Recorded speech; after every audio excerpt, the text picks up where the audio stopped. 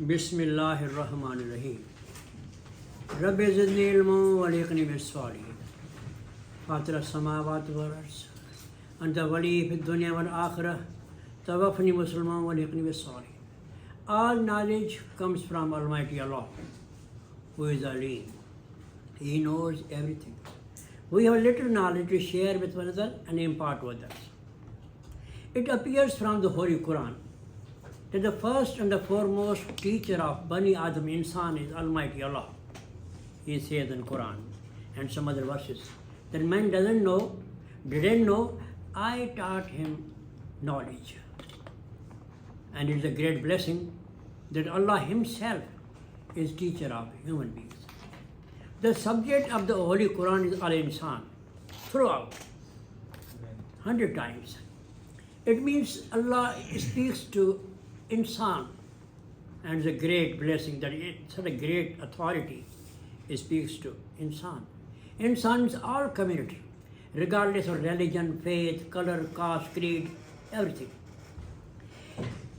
It appears from Holy Quran, a glaring example of knowledge, that when Adam was in the making, Allah taught him certain names of things. When Allah infused His Spirit in him, he became man, from made of clay, living man. Certain things were placed there. Allah wanted to judge angels and tell them what man knows and I know. Keeping in this idea, Allah asked angels the names of the things placed there. None of the angels could tell him the names of the things because they were unaware of the names of the things. Then he asked Adam to tell him names of things. He could tell clearly and abruptly. It appears from this verse that the first ever teacher and the permanent teacher of Insan and Hazrat Adam alayhi salam and Prophet Muhammad, all prophets, Allah is the only teacher.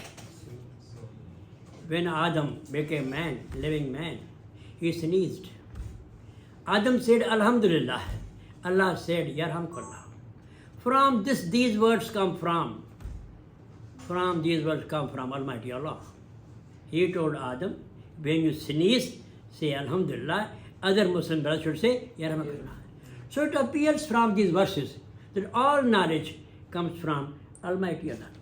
Of 18,000 human beings, man is the only creature that he can speak well, pronounce, and talk as well as he can or she can. It means the language, proper language with meaning comes to human beings, none else. There are birds, they chirp, they speak like sparrows, parrots, bulbul, nightingale, all. But meaningful language comes from the mouth of human beings only because of Almighty Allah. The nations of the world are divided across the world. They speak different languages. They don't know knowledge of one another. But the only language that is spoken by all people, especially educated ones, that is the English language. It is lingua franca, the language known to many people of the world, especially educated ones. There are German, French, Latin, Greek, other languages, and English language is a mixture of these languages, classically speaking. English is only 1100 years old, not more than that. Prior to that, some other languages were spoken in England, and they are now extinct or no more there. So keeping in view their ages, the classical English, Anglo-English, Middle English, then modern English, then late modern English. What happened? Two tribes, two nations invaded England. There are always invasion because of three main reasons: power, economic wealth, and superiority. So these nations suffered a lot, especially English people. UK, that is called United Kingdom, formerly was 4 parts: England, Wales, Scotland, and Ireland. Now a big part of Ireland is independent. It's no more in control of the United Kingdom. So English is very much there in all parts of the world. Now how these languages develop? Every language develops slowly and gradually, not overnight. The only language that is the purest language of the world that has never ever borrowed from other languages is the Arabic language. Only Arabic. Maybe because it is language of Quran, it is language of Holy Prophet, language of Allah, who knows all language, and the language of the people of the area where the Prophet Muhammad was sent as a last prophet. So this language is the purest language. Now borrowings from the English language. English has lavishly borrowed from other languages, so much so that it has the largest number of vocabulary. No other language in the world, maybe Latin, German, French, they don't have that much large number of vocabulary as the English has. It has more than 1,47,000 and some words. And every word has averagely at least 10 uses. For example, word go, geo, go, how small it is. It has 38 meanings. Word run, how small, it has 32 meanings. And almost all words have averagely 10 meanings. So in this way, 1,47,000 multiplied by 10 makes more than 1,000,000 words. This is the richest language as far borrowings is concerned. Let me give you 4 examples. There's an old book of first year. The title of the lesson is the English language. On the last page of that book, lesson, there are 4 words. The first word is admiral, means Amir al-Bahr, the highest post of the naval force. Originally this word comes from the Arabic language, Amir al-Bahr. So some English people made it Amiral from Amir al-Bahr. Later some misguided scholars thought the D was missing the first syllable. So added the D, A-D, they made admiral from Amiral. So this word comes from the Arabic language. Cotton, radio, is from Arabic language. The second word on that page is yacht, Y-A-C-H-T, yacht. The word is unusual as far as spelling and pronunciation is concerned. It comes from the Dutch language. Yacht means hard, very fast-moving hunting boat. The Dutch people gave a beautiful boat to their king as a wedding gift. So this word comes from the Dutch language. People who live in Netherlands, formerly called Holland. The third word on that page is sandwich. We call samosa pakoda. Very fast food. The Earl of Sandwich, Earl means Nawab. Sandwich is the name of estate Jagir. He was a habitual gambler. He would go on gambling throughout night without stopping for dinner or supper. So most of the time he would go hungry. So his servant invented a kind of meal. He put some pieces of onion inside, some tomato pieces, maybe some boiling egg, etc., and made a sandwich. So this word is not international as yacht is or admiral is, but it has been introduced into the English language. The fourth word on that page is television. It is a combination of 2 words. English is a combination of many words, prefix, suffix, and root or stem. So this word comes from the tele means far away, from Greek, and vision means to see from Latin. So with the combination of 2 words, we have television, telepathy, telesystem, telegrapher, telemission, and many more. So this language has generously borrowed from other language. Now it's spread of the English language. Some languages always remain limited to their area, or at the most 2 or 3 countries, not more than that. But English is spread like anything. Some people from England went as far as North America, now called USA and Canada, and they settled there. And they spread their language there. It's human nature. Wherever they may be, they speak their language and promote their own language. Some people went as far as now called New Zealand and Australia. What happened? A captain, Thomas Cook, he traveled. He was a great navigator. What was Siao? He took his ship and went around the world. By sailing around the world, he found a land, lush green, full of natural resources, plenty of wealth, and neat and clean atmosphere. Only birds and wildlife was there, nothing else. And some Maoris and Aborigines in Australia. They used fishing and some farming. An idea occurred to him, why not people settle here? So with this idea in his mind, he came to England. That was the age or reign of Queen Victoria, 17th century and early 18th century. He requested Queen to allow some people to come with him to that part of the world where he had recently been. Economists say that it's very hard to send people from one part of the world to other. You can send animals, commodities, birds, wealth, goods, merchandise and whatnot. But you can't send people from one part of the world to other part of the world. Queen thought for a while, then an idea came to her mind. Why not send prisoners who are behind the bars? So she asked Captain Thomas Cook that prepare a couple of ships and will give you people. And they went there. Prisoners went there. They lived there. All were men. After some time they felt frustrated. Allah says, Quran, we created जोड़ा लाजिम मलजूम एक दूसरे का हिस्सा हो, वो उसका लिबास है, आप उनके लिबास हैं, और you are eternal and compulsory part of life to go to wheels of a vehicle or some bicycle.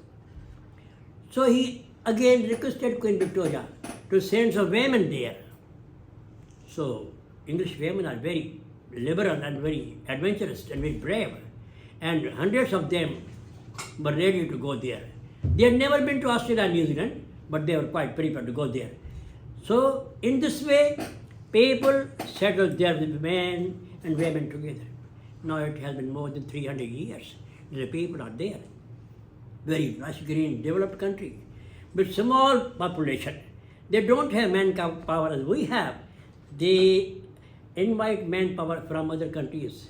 Now hardly native Australians are 20%, 80% are from India, Nepal, Bangladesh and other countries. Some of the English people went as far as now there is New Zealand.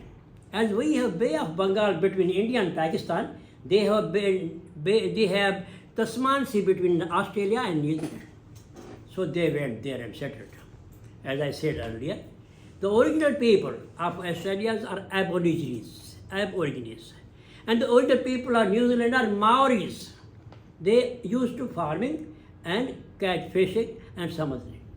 So in this way, the English language developed a lot. Now how did this language come to here? The English came here about during the region of Aurangzeb, Alamgir. And they came under the name of East India Company, with the purpose of trade only. Slowly and gradually they crept into politics. They could smell weakness of the Mughal empires, and they spread English language and Christianity wherever they could. So English language was quite foreign to the Muslims. Hindus were quite ahead of Muslims in terms of business, education, language, other matters. There was one great person, Sayyid Ahmad Khan. He realized weakness of the Muslims. So he traveled extensively, raised funds, and asked Muslims to send their children to school to learn English, because no language can turn them from Muslim to Christianity. Language doesn't work. It is belief or practice that makes one converted or accept some religion. So with this idea, he established a school in Ghazipur, India. Their school went very well. Later he came to a great city, Aligarh, where he established another school with the same idea for the Muslim and their children. Later that school was developed into the form of university after his death. So in this way, the English language developed in the subcontinent. We don't have that language as our own. We inherited from the English people who came here, ruled here, and spread the English language here. Now, English as a subject and English as a language. As a subject, we teach poetry, prose, novel, drama, criticism, folklore, and stories for children, and many more. So this subject has really flourished here. And as a language, we have vocabulary, morpheme, phonology, homophones, other things. Our English MA is 55 years old. The people now do MA like this gentleman having masters in linguistics and MPhil as well, that is very useful language. We work only because Allah has promised to give us rizq. We earn that. Otherwise, in modern language, there is a need of language and linguistics. That is very important. Now, Englishes. Why Englishes? Why, like boy, boys, girl, girls? There are certain kinds of English. For example, in Singapore, people use English. That is called Singlish. Also, Philippines, Manila, and that many parts of British Columbia and of Malaysia, English is very much there. Also, there is American English, British English, Australian English, and Singapore English. So all these Englishes are called Englishes. English has the largest number of words, and it has at least 13 meanings in different aspects. Literal meaning, contextual meaning, textual meaning, phrasal meaning, idiomatic meaning, metaphorical meaning, scientific meaning, literary meaning, special meaning, and so on. So there are more than 12 kinds of meanings. How they are used? If you happen to open any dictionary, especially Oxford and Cambridge, you will find any page randomly. The word will tell you what part of your speech it is, what is family. If it is adverb, it will give you 3 forms: positive, comparative, superlative. Adjective also has these 3 forms: positive, comparative, superlative. And also there is paradigm. Dictionary gives 2 meanings of word paradigm. First meaning is the best form of something. Other meaning is forms of words. Almost every verb has 5 forms. First form is infinitive, masdar. Second form is simple past. Third is past participle, semaphore. And fourth is ing form. Write, writing, smoke, smoking, drive, driving, write. Fifth form is verb when used with singular subject, it takes es or es with verb. He rides, she goes. A 4th form. These are called verb paradigm. So with these forms, we can write well and we can go well. Then kinds of sentences, briefly about the language. Here's something about English teachers that I gave you handout already. Generally speaking, there are 5 forms of sentence. Assertive means positive or negative, interrogative, imperative, and optative, and other kinds of verbs that give you kind of instructions. 5 forms of it. And also, from grammar point of view, we have 4 kinds of sentences.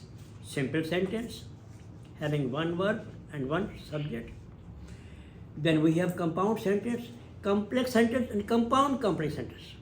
So with these forms of verbs and knowledge, English works very well. Phrases and idioms. There are 25,000. 25.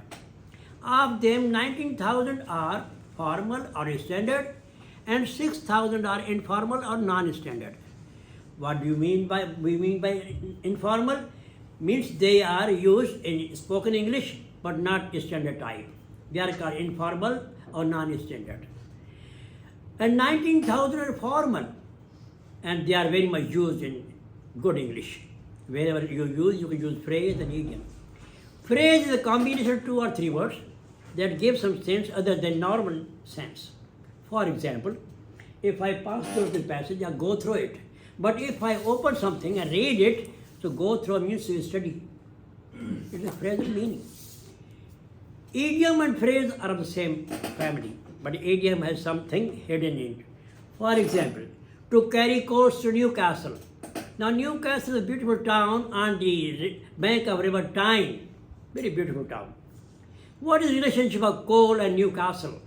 The language experts have made this phrase, idiom, to mean to take a thing to a place where it is already available plenty or it is not needed there. For example, in Sindhi samjhaya, Sukkur में शिकारपुर आचार खणी चां सिंधड़ी में मां हितां हैदराबाद खणी वञा मीरपुर ख़ासि library जी member आहे किताब साण खणी वञा. This is to carry coals to Newcastle. So words have same meaning but differently to create something idiom, it is called idiomatic language. Sir ॿियो हिकिड़ो idiom आहे by hook or by crook. सभी आहिनि हे बढ़िया पहले हिन में हे कैप्सूल आगे ॾिजो अंग्रेजी कैप्सूल आहे other phrases to, for example, cat. Let the cat out of the bag. Now what is the relationship of cat and bag? Cat is a domestic animal, maybe wild cat. The cat and bag means to open some secret and deliberately or ignorantly. का शे ईअं राज़ खोलण जेको तव्हां नथा खोलण चाहियो पर तव्हां खां खुली वञे. It is called to let the cat out of the bag. So showing two relations between two words or three words and give some idiomatic hidden meaning, that is called idiom. And it is very important. I always ask a student, give them a piece of advice. If you happen to read 10 phrase idiom every day, multiplied with 30, 300, multiplied with 12, 3,300, you'll go very well. साल में 3,600 phrase idiom. तमाम बड़ो ज़ख़ीरो. We all know a little. Nobody is perfect. Whatever you get in a limited time, that's enough for you. You can work very well. But you have to be satisfied that you do as much as needed by the learners. इहा ज़रूरी आहे त केतिरो ॿुधाइणो आहे केतिरो ज़रूरी आहे केतिरो ज़रूरु सिखणो आहे. Now word formation. In every language there is a word formation, how to make new words. For example, stem, base or root. With stem, base or root we make new words. For example, dent, D-E-N-T, dent. Dental, dentistry, dentist, we make new word. Dorm means sleep. Dormitory, dormant, account dormant to you. No, not active. So by adding prefix and suffix, we make new words. That is called a kind of derivation. Also we have compounding, we have conversion, change of words. Prefix, suffix and affix, they work very much in the English language like other languages. Pre means before, suff means after. Both are called affixes, means additions. So by adding a letter, for example, moral, M-O-R. Amoral, mana without moral. Immoral, mana against moral. Two words. So with prefix and suffix, we make new words. And from them, we have lot of words in the English language. Now 4 skills. In every language, there are certain skills. I think whatever the language may be, 4 skills are the best skills. Listening skill, speaking skill, reading and writing. For example, a small baby, it doesn't know how to speak, it just babbles. It hears here and there, just attempts something, but can't make out what things are going on. Slowly and gradually that baby starts speaking, just babbling. So the first skill is speaking, listening, then speaking, then comes the third, very important skill. Any language maybe, whatever the language, there's a reading skill. And proverb goes, readers are leaders. The more you read, the more you come to know about the things around. When you read more, you will definitely write very good. And when you listen attentively, you will be able to speak how to speak. Leave a small child in any culture, maybe French, Latin, German, Hindi, whatever, it will learn the language slowly, gradually. असां जॾहिं माण्हू खे काथे छॾे अचो भले 5 साल पियो हुजे ख़बर न पवंदी पके घर में करणा न पवंदा आहिनि. Children learn more easily, rapidly and very clearly. That is intellect. They have been given a gift from Almighty Allah. Some people have gift of the gab. Gab means Ziban. They have called art of speech. Great scholars like Bertrand Russell, Churchill, Zulfikar Ali Bhutto, his son of Mahatma Gandhi, I don't know his name now. Indira Gandhi Bhutto, जो air crash में मरी हो. TV ते मुक़ाबलो पियो हले, listener ॿुधे पियो, anchoring वेठो हो, इंटरव्यू वठे पियो.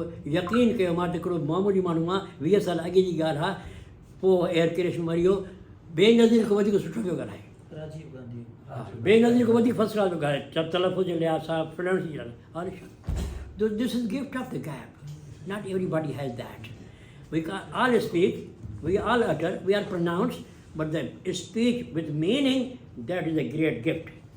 Now, importance of the English language. That is very important. By virtue of its spread, the English went far and wide. Maybe it's North Pole or South Pole, English is very much there. No matter where you are, maybe desert, Africa, lush green land of Australia, New Zealand, maybe thickly populated city New York and Chicago, Karachi, Dhaka, Islamabad, you will find the English language there because people are there. And the people who don't know other languages, but they know English very well because it is language of diplomats, businessmen, scholars, great speakers and politicians. And it is as much possible as it can be. Now, literature and linguistics, two great areas. Literature is very wide. Sindhi literature, Hindi literature, Urdu, Arabic, Persian, English. Now, for example, restaurant, a small place where you can stay, have snack, tea, and rest for a while to be fresh. Maybe you overstay, you sleep there, then resume your journey. That is called restaurant. It comes from Persian language. English R-E-S-T-A-U or restaurant. Persian mein hai restaurant. So language is borrowed from one another, lavishly, generously, no matter. And this is the great gift of the English language. Other linguistics, lisaniyat. It's a great language and great word, especially modern languages. We have in it grammar, basic English, morphology, phonology, semantics, and we have so much more. And in Islamabad, Karachi, some of the lumps, this subject is going on very well. Now, generally speaking, the people who are really very good at English and writing and speaking, and they know some very well about the structure of the English, they are selected abroad as ambassadors. And in CSS, many people opt for foreign languages because it's very important there. You go around the world, sometimes London, sometimes in New York, sometimes other country, consulate, embassies, you become versatile and you become international citizen because you go from place to place. That is only because of foreign service.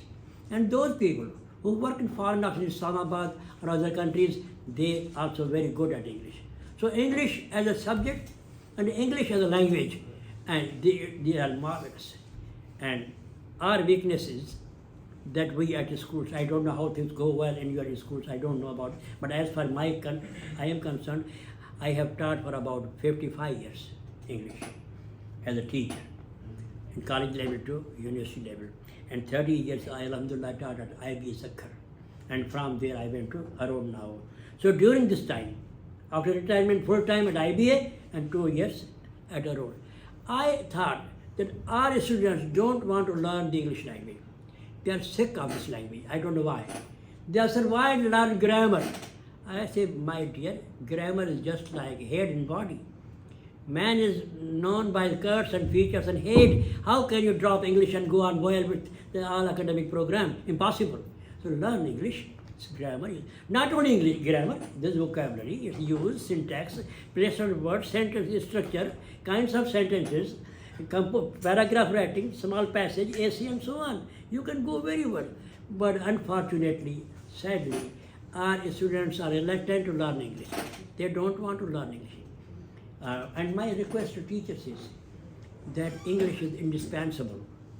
You can't do without it. Forget about the English who ruled us for 125 years. They are gone forever. They won't come again. That's our country. But as far as our country is concerned, we have to learn English.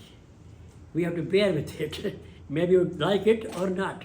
So English is indispensable, very important. We can't do without it.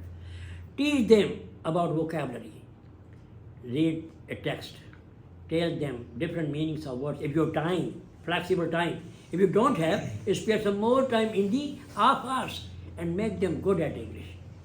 To know how meanings of words, their placement, syntax, sentence structure, simple sentence, compound, complex, compound, complex. In this way, your students can go well.